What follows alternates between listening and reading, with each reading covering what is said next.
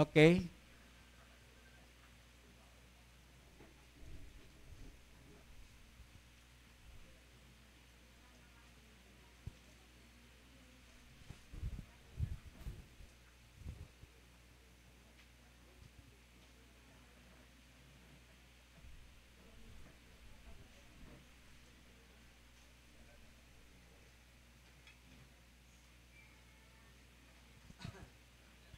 Okay, mayong buntag Brad, mayong buntag sa tanan, please listen. Dili lang ni sa nangutana kung dili alang natong tanan. Unang pangutana, mayong buntag mga Brad, na ako'y nakaistorya nga laing sikta or laing denomination or religion nga luwas na daan sila kung mudawat ra sila ni Kristo.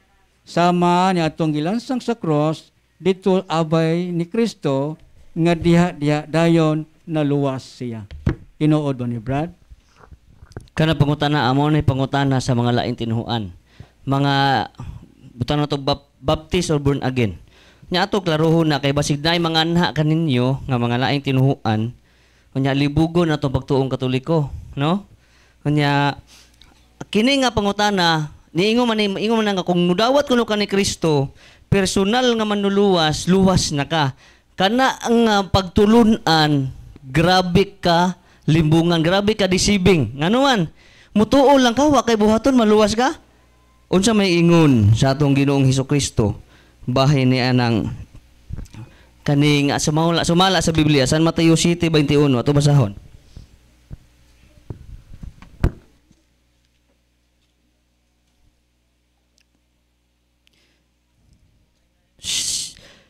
Dili ang tanan nga magtawag kanako Ginoo, Ginoo, makasulod sa gingharian sa langit, kundili kadto lamang nagtuman sa kabubuton sa akong amahan nga atua sa langit.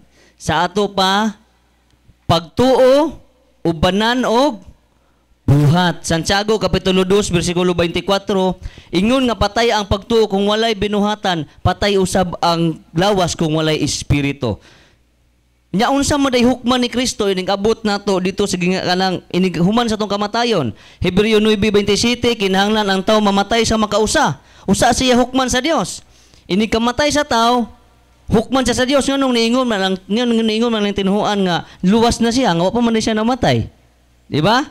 Inig kamatay sa tawo, hukman sa Dios. Iatubang da ni Kristo 2 Korinto 5:10.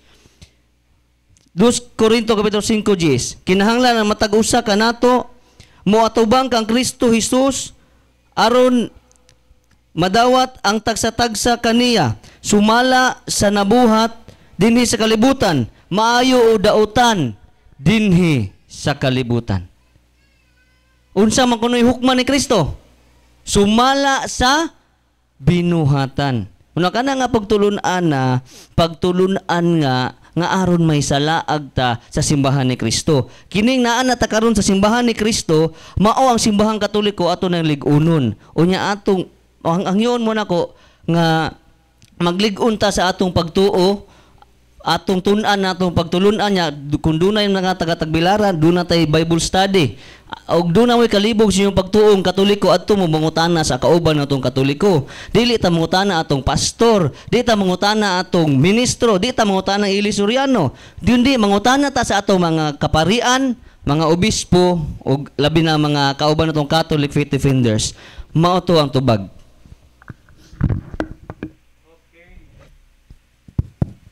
Daghang salamat, Brad.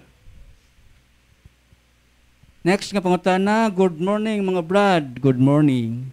Akong pangutana, Brad, tinuod ba ang barang? Kung tinuod, nganong madutlan man? Atong basahon sumala sa Biblia. Kay naaging semana naami mga pasyente diri nga gipang barang jud na nagko ang tiyan. Ano? Nya ang pangutana tinuod ba ang barang? Tangag man sa duha ka pangutana. Una tinuod ang barang. Ang tubag tinuod kaayo. Sumala sa Biblia Exodus 22:18. Ningon gani ang Ginoo ipapatay. Ipatya ninyo ang babaeng diwatahan o barangan. Nisugo ang Ginoo ipapatay. Nganuman, suma sa Leviticus 19:31, ayaw ka mugdangop sa mga tigkonsultag mga espiritu ug sa mga barangan. Kung buhaton niyo kini, mahugawan kamo. Ako maong Ginoo nga inyong Dios. Napudyo isa, Leviticus kapitulo 20 bersikulo 6. Inyo ni isave ha. Kung ang usa ka tawo magpikisayod sa mga tigkonsultag mga espiritu ug sa mga barangan ug mukuyog kanila sa ilang salawayang buhat, makigbatok ako kaniya ug hinginlan ko siya gikan sa iyang mga kaliwatan. Klaro kaayo nga tinuod ang barang, kung nakabuhat mo ana, or doon na mo'y kaliwat nga barangan, tingkonsultag espiritu, albularyo, mga patutuo, ipangkumpisal na ninyo tanan. Ay kaduhang pangutana, nganong madutlan man? Nganong madutlan og barang, kay wa ka sa estado sa grasya sa Ginoo. Ang sanctifying grace mao ang atong sanina nga isulob nato panalipod sa mga daotang espiritu. Nganong madutlan man ta kay gihukas nato ang atong sanctifying grace. Unsa man paagi nga gihukas nato pinaagi sa salang mortal. Apil na nang niadto kag albularyo, nituo kag patutututho kanang mga tawal, patutuo ka anang mga constellations of stars. Usana sa pagtalikod sa Ginoo. Sa labi na pagbuhat og mortal sin. Sa mga mortal sin, klaro kayo kanang mortal sin, kahibaw ka nga saag yun nga imong nibuhat nga di ikapasaylo kung di ka mangupisal sa pare. Mao na kiniding barang madutlan ka kung wa ta sa estado sa grasya. Unsaon man pagpahilaw balik sa estado sa grasya. Ikumpisal ang tanan nga mga attachment. Una, kumpisal limo ni adto kag albularyo, tutututho, patuotoo, ikumpisal limo na tanan. Ipangkumpisal na mo ang tanan nga mga mortal sin ikumpisal. Paghuman renouncement. Paghuman renouncement, balik ta sa sabakan si Ginoo. Cares, confession, adoration, rosary, Eucharist, sacramentals. Kasiguro jud ta nga ang grasya sa Ginoo masulob na tog balik ang sanctifying grace ug di na ta madutlan sa maong barang. Mao to ang tubag. Okay, dugang pangutana. Brad, pwede ba ang anak ang magdeliveran sa balay? Kay senior naman ang mga ginikanan. Pwede ba kuno ang anak mo yung magdeliveran? So magdeliveran sa balay, tibok pamilya ha, ang balay, inyuhang balay, inyurang pamilya ang magdeliverance, amahan, inahan, mga anak.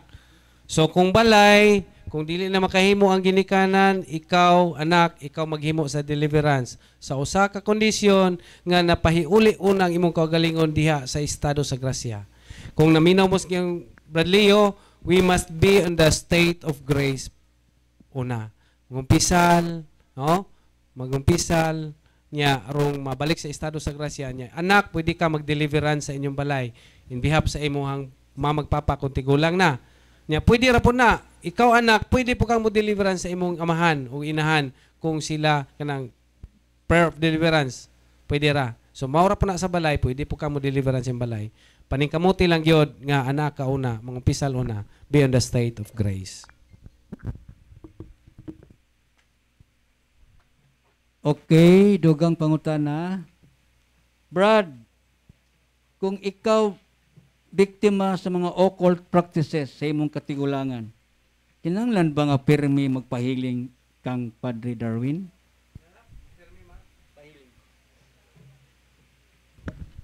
Kung ikaw biktima sa mga occult practices sa mga katigulangan, so wa na magpasabot nga kanuner kang wanhidere magpahiling.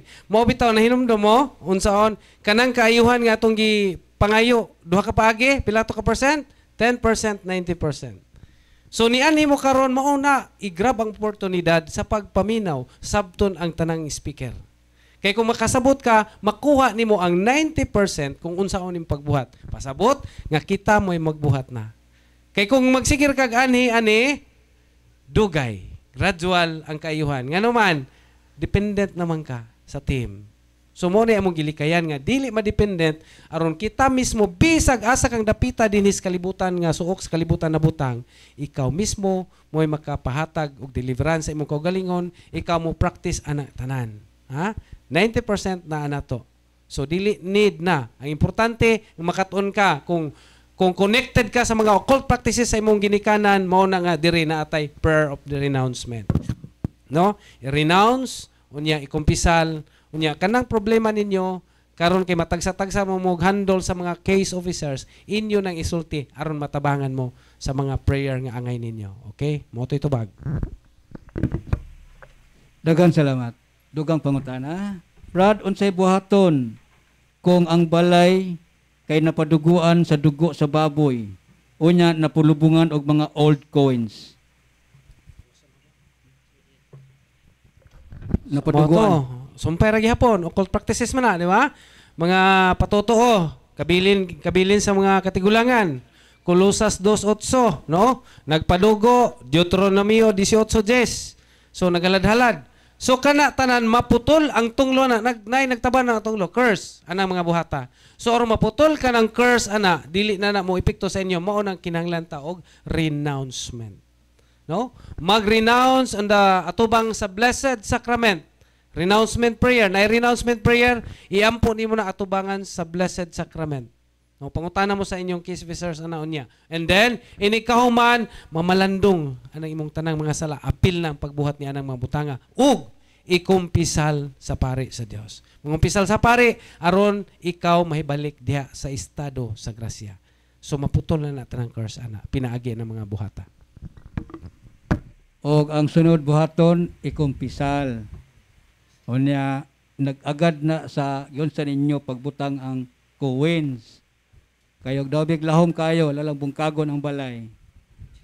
So naay kumpisal. Musimba nya dapat Domingo mag-deliverance sa balay. Nya gamiton ang tanan proseso nga gi-guide dia sa handbook. Ayaw do nga ayaw kuha eh. Okay, dugang pangutana, Brad. Unsa ka tinuod nga ang usa ka tawo nga nag-suicide dili pagadawaton sa simbahan or pagamisahan, sumala sa mga haka-haka o panultihon sa mga katigulangan, hangtod ba na karon, Brad?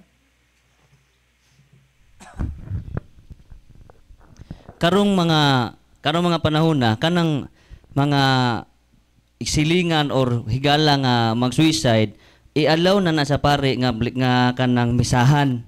Kay wa man ta kahibaw sa katapusang gutlo ato samtang gabitay na siya nakapangayo sa pasaylos Ginoo. Mo nang dunay mga pare nga mumisa ana. Mo nang bisan paghihikog misahan gihapon.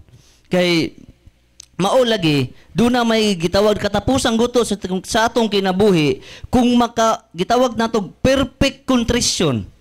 Nakakuan siya ba nakauna siya nga sayop kay iyang nabuhat. Kunya nakapangayo sa pasaylo sa Ginoo, mahimo nga mapurgatorio siya, dili jud siya maimpierno. Pero kana naghikog nga iya jud binuhatan, gusto niyo siya mamatay, ay klaro nakaayo na. Mo na moto ang tubag. Okay, wala na tay sulat nga pangutana. Napatay 10 minutos. Pwede aktual. Kinsay unang mangutana aktual? Wala? Okay, ngayon nagpataas. Pangutana, Brad. Brad, may buntag ng ako, nang nako'y partner niya, buwag mi din, dili may kasal din. Pwede ba na akong pang-deliverance sa akong anak since dili may kasal sa akong partner niya? Naam siya nako ba? Ako may nagkuhan niya, guidance. O, nagkustudi. Pwede ba ko na, Brad, nga makadeliverance sa iyang anak nga wala di sila kasal sa iyang asawa? Na kay partner sa una. Separate na sila, Brad, nagbulag na. Dili mo kasal. So bulag na mo. Bulag, oh. So sa pagkakaroon nagpabilin kang nag-inusara, no? Balik ka sa pagka-single. Dali na, bro. Kung wala na kay kabilingan, mangumpisal. Oh, what's that? Ha? Mangumpisal, ha? Timan ginang be in the state of grace. Mao ginakanunay na tong target. Ha? Kay kung nata sa estado sa grasya, again, kung ni-explain na kuha ni Brad Leo ganiya, ang kanang tanang sakramental, ha? Manine, Kanang sacramental duha ka klase, objects and actions. Kanang objects kanang atong panggamiton. Kanang action, prayers, apil na. Mo na sacramental action. Kanang pagampo sa deliverance, sacramental action na. So tanang sacramentals mamahimong effective na sa imong kaugalingon kung ang tao nga mo gamit niya naa sa state of grace, naa sa estado sa grasya. Mo nang natay buhaton, be in the state of grace kung gusto kang muepekto ng maong sacramental nimo. Dili ta prehag albularyo nga tagaan kag habak ditso na gamit nimo muepekto na nimo. No, naatay participation. Kay ang grasya ag panalangin ining maong sacramental ex opere operantes. So, nag-agad sa disposition sa tao nga mo gamit niini. So, unsaon man, mao na kinahanglan ato ipahuli ang atong kaugalingon diha sa state of grace. Unsa man ang state of grace? Ang nga mahimo kang moabot niya ng state of grace, muagi ka sa pagpangumpisal. Umpisal aron malimpyuhan ka sa imong sala. So ato nag-explain. Kung sa ikahuman ay magpangumpisal bro, pwede na ka mag-deliverance sa imong anak. Ha? Sala. Tanan imong sala. Subaya ang napulo kasugo sa Dios. Bro, unya po kung nakay cellphone, picture ning blow nga tarpaulin nga gibutang aning blackboard kini nay marin sa gawas. Picture na, giat-at na, unang sugo, maunay mga kalapasan. Ikaduhang sugo, maunay mga kalapasan. Maunay ilista sa imong listahan. Kumpisal ka, make a perfect or perfect contrition, kanang examination of conscience. Ha? Paghimo o clean examination of conscience. Pagka maglistahan, bahalag pila kadupa na imong listahan sa imong mga sa. Maunay dalha dito sa pare, aron why ni isa nga sala malimtan. Ha? Aron mabalik ka sa state of grace. Ikaw man na bro, pwede na ka mo perform sa deliverance. Okay, napay mo aktual? Napa? Okay. Sikan taon ni mo day. Oh, ansay mong pangutana. Mayong buntag sa tanan, mayong buntag ya. Nalang unta ko'y pangutana bitaw, if a person committed suicide, niya, if under possess bitaw siya, kanang possess siya, dito siya, imperno or purgatorio or something? So day, dunay mga estado no nga dunay tao nga mabita nang giisgutan Brother Francis ganiha nga ang simbahan mutugot nay mga kuan nga itugot na ang pagbisa nga naman nay usahay nga ang tao nga naghikog na sa under sa psychological incapacity kanang nasay problema sa utok. So nahimo niya na pero ang paghukom nga na imperno na langit na purgatorio Dios lay na sayo day. Ha? Di ato'y usa ka nangumpisal, babae nangumpisal ni Padre Pio, sa panahon ni Padre Pio, nangumpisal siya. Padre, nag-uol akong maayo kay ang akong bana nag-suicide, niambak sa tulay. Nag-uol ako maayo, kanang unsaon nako nga mapasaylo siya sa iyang gibuhat, nga dili kanang siguro ko nga na-imperno siya. Unsa gitubag ni Padre Pio? Day, iyon si Padre Pio, ayaw kabalaka, sister. Kay ang imong bana nga before siya niabot no sa tunga-tunga sa tulay ug sa tubig nakapangayo katong gisgutan Brother Francis ganiya nakapangayo pa sila siya og pasaylo sa Ginoo kinasing-kasing nagbasol nga di mao ang iyang gibuhat perfect contrition so karon ang nahitabo na purgatorio pa siya so Dios lay na sayod. So dili ta pwedeng maghukom, Dios ra gyud maghukom day. Mao na nga kinahanglan nga kung dunay mga sakop sa pamilya nga mga matay, mao nang importante nga atong pamisahan. Ha? Pamisa. So kana inyong mga bulak nga mga mahal kayo nga inyong ibutang dito sa ilang mga nitso, di na maggana nila, di na mapuan nila, ang maka-appreciate nila, ang makatabang nila kanang inyong pagampo pinaagi sa paghalad og santos nga misa. No, kanang pagpaan sa ilang intentions alang sa ilang kaluwasan. So kana mo na pinaka-importante kanang pahalad og pamisa. Kanang biblical ba na? Yes, biblical kana. Kanang pagpamisa. 2 Makabiyo bro, no? 2 Makabiyo 12:45. So nada balaanon kanang maong buhat, no? So day Dios lay nasayod kung na-imperno mo nang atong pamisahan. Ha? Okay, naay pangutana ni Brad Miguel, yung concern, nagbalik-balik na kuno siya din ni Brad, nya na lang gyapon ang unsa to bro?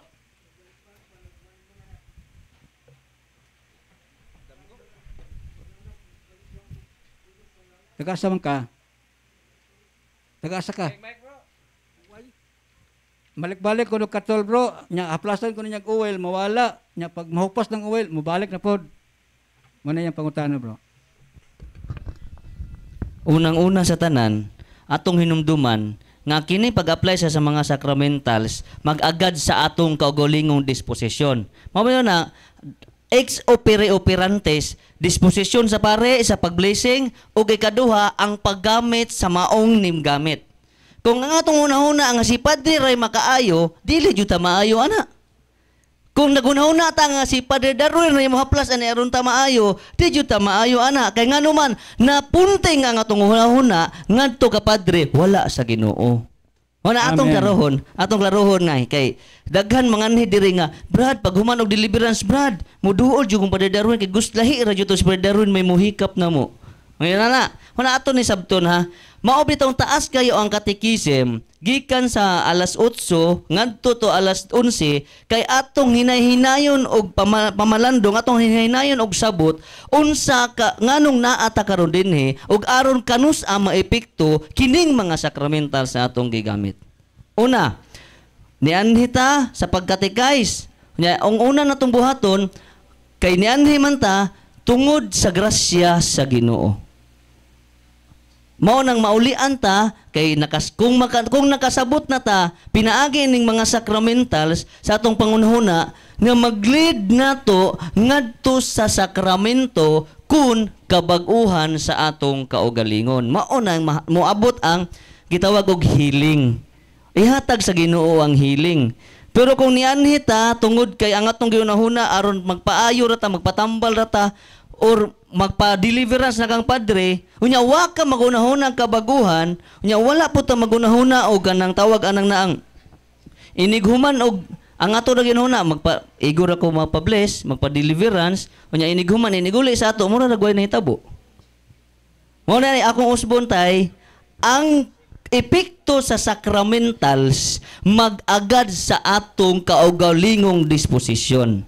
Mao na dako kay kagatungod mato pa ni Brad Eugene, do natay 90%. Ang 10% gikan ra na diri sa office. Ang 90% diha nato. Mao nang usbon nato atong disposisyon sa atong una-una, gitawag man siya pagan disposition. Mao usbon nato, Lord, ako nang ihalad kay akong mga sakit nimo, Lord. Hinaot nga imo kung ayon sa mong sakit ug maayo man ko sa dili, gihalad nako akong kinabuhi diha nimo. Bisa pag unsay metabo sa akong kinabuhi, at least kahibaw nako unsay tuyo sa Ginoo nganong naa ako diri karon. Dagang salamat Lord kay nakahibaw ko nga kini di ang maong sakit, kining maong suffering maoy makapaduol nako nimo. Amen. Amen. Mao to ang tubag. Okay. Og napakay dugang pangutana Brad Miguel at tulang pangutana sa Deliverance Minister as saka na sign. Time is 10:30. Salamat sa mga pangutana. Niadtong wala nang utana, daghang salamat sab. Og kato mga papel nga gihatag sa inyo nga wala ninyo nagamit, please